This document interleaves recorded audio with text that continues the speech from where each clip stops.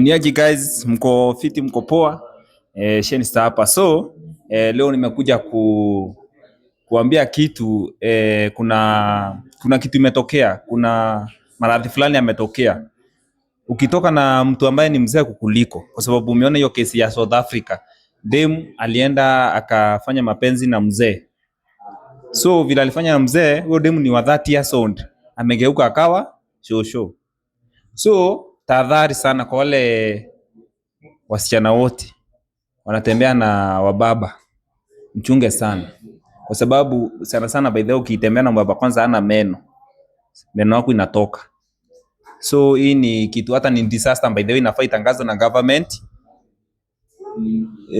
Isha already tangazwa na government, iambiwe kwamba watu wanjihadhari sana na kutembea na watu ambao si enji yao.